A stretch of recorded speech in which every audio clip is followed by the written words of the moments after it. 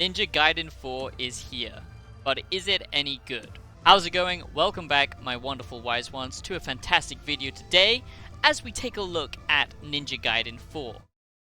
Now, it's rare just to find something that's fun today. So many things in this consumer-based society is just consume, consume, consume. Don't think about it. Consume, okay? Don't ask questions. Just consume product and then get excited for next product.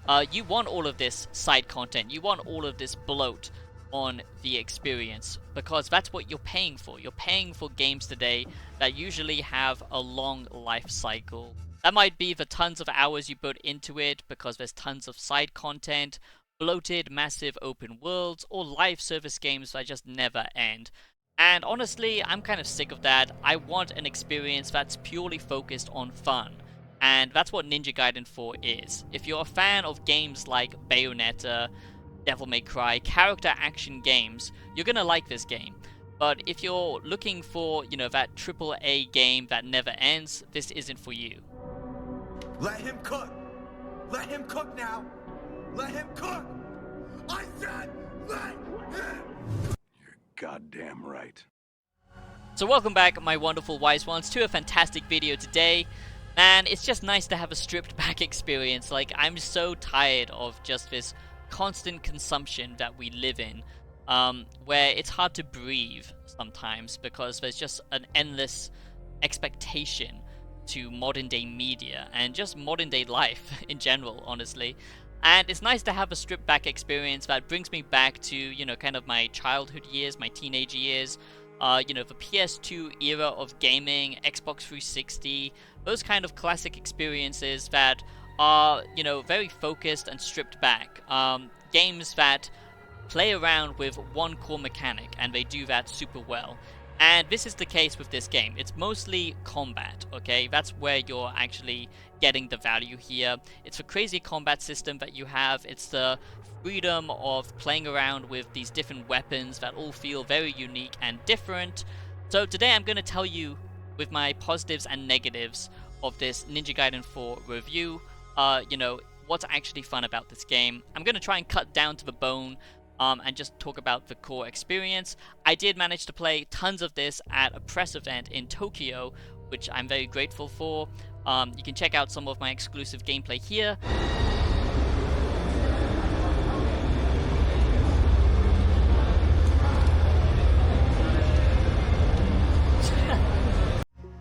So like I said at the beginning, I'm kind of sick of modern day media kind of, eking out an existence to try and give you, value. But value in modern day media doesn't truly exist. It exists in this weird kind of slop state of drip feeding you content or giving you excess instead of giving you quality.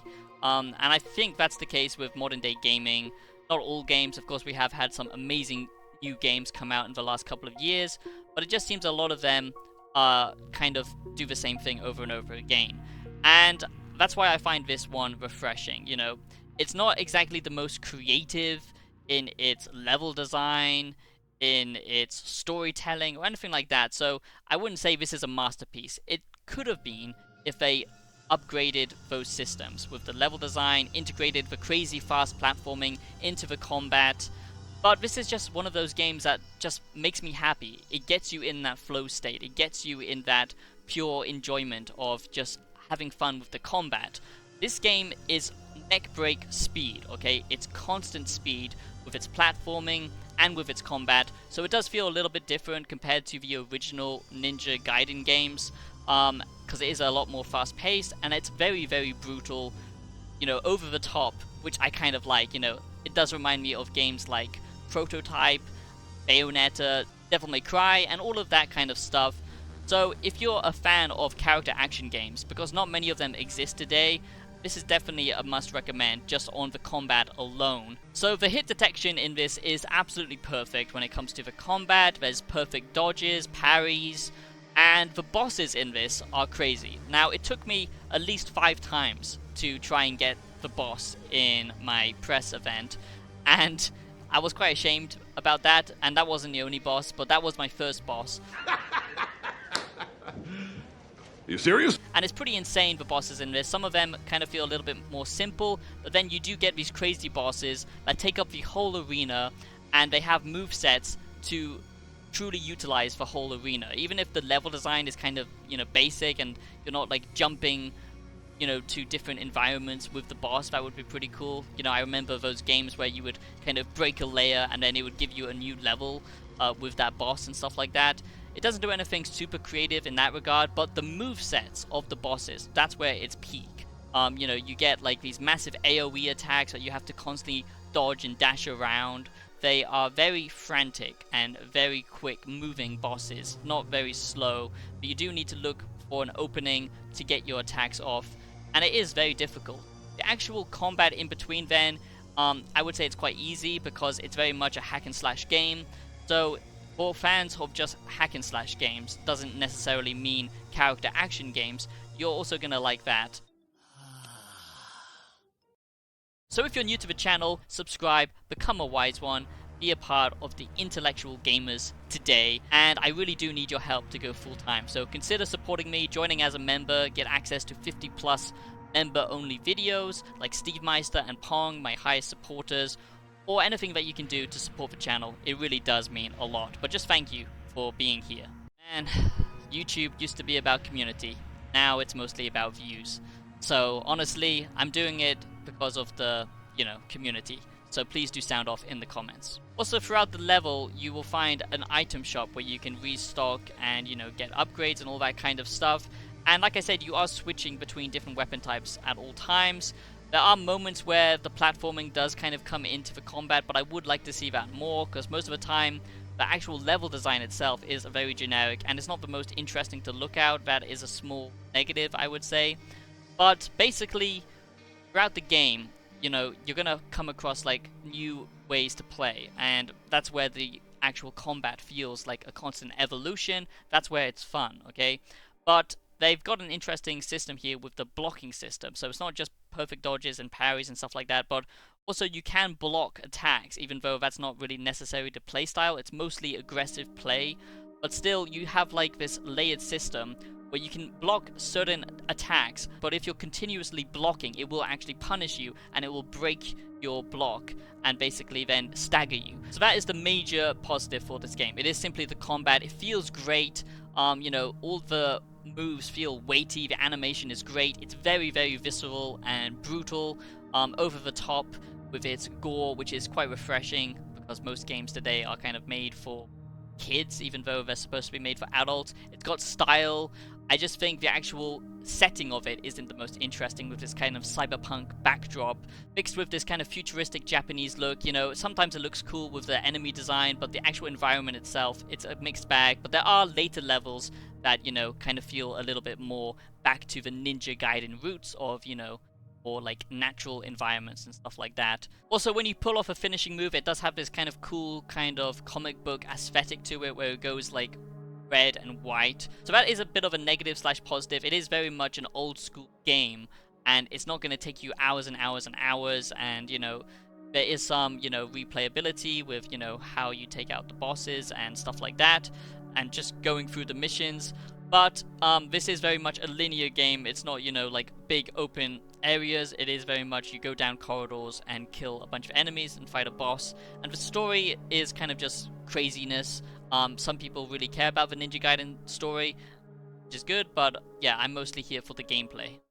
So if you're like me and you love single player games, but sometimes you feel like the developers themselves are limiting the experience, well, thanks to today's sponsor, Xmod, you can customize your games to make them truly something special by unlocking trainers and mods for thousands of games with Xmod. All you need to do with Xmod is simply go down to the link below and download it, and then you can just search for any game that you're interested in. And to keep up to date with when the trainers and mods come out for Ninja Gaiden 4, simply just click notify me when it gets launched. And if you're already a fan of the Ninja Gaiden games, you can go to the older games and already tweak the experience thanks to trainers there, like customizing the damage numbers and all that good stuff. Xmod is a platform that unlocks thousands of free cheats, mods, and trainers for your favorite single-player PC games. Now, I've always felt that games are like a canvas, and mods are the paintbrush. They basically allow you to create your own unique experience, and that's why I love modding so much. Now, the main features of Xmod is it supports over 5,000 PC games, from massive AAA games to smaller indie titles. It works well with popular games like The Witcher 3, Red Dead Redemption 2, Cyberpunk 2077, or Skyrim or Fallout, you name it, it has you covered. With regular updates, it stays compatible with brand new games releasing day one. Now, I have some great news for you, my wise ones, because Dying Light the Beast is now available on Xmod. So thanks to Xmod, you can now customize Dying Light the Beast to make it the ultimate zombie survival game. So you can add trainers, from editing the money stats, infinite health, infinite stamina, but the one I love using the most is entering beast mode whenever I feel like it to maximize the carnage. But perhaps you want to go deeper, so simply switching over to the mod tools, you can easily one-click download all of these amazing mods that just make the game so much better, from adding better FPS, easy lockpicking. Nothing is off limits, so if you want to change the look and style of the game, you can do that with this mod. Natural lighting, visuals, increased FOV. You can, basically remove features or unlock the game to its full potential. So what are you waiting for? Get modding today by using Xmod. Link below in the description. Make sure you go check it out and enjoy the games at their full potential with Xmod. Okie dokie. So I highly recommend that you do check out Ninja Gaiden for if you are a fan of, crazy combat systems and, flashy gameplay. This might be for you. And it does really have that old charm to it, of kind of over-the-top, like villains and just like, boss battles and stuff like that. But it feels like a step up in evolution when it comes to combat. Now, there is a lot of accessibility options as well for people who want to make this more difficult or more easy, which is quite nice and rare for a hack and slash like this. I think that the bosses themselves are actually quite difficult and quite challenging, honestly. But just for combat in this, it's just so satisfying. The way you kind of fly around the level, you also have like this grapple hook that you can use for platforming. But it is truly character action because, there's different moves that you can pull off and you can practice these moves out. It's all about learning combinations, and it's nice to have a game that really focuses on that. It brings me back to, some classic games that I really liked. Also, the enemy variation in this gets better and better as the game progresses. You start off with kind of traditional, swordsmen and stuff like that, but later on you will be fighting kind of more monsters and these kind of crazy creatures that do require you to use, your tool set of weapons, and they all do play out very differently. Each weapon type, like I said, some are better for dealing with crowds of enemies, and there's just constant movement, so you always have to be, thinking. There's never really a downtime moment in this experience, and I think a lot of people are going to like that, especially if you are into this kind of frantic, kind of hack and slash gameplay.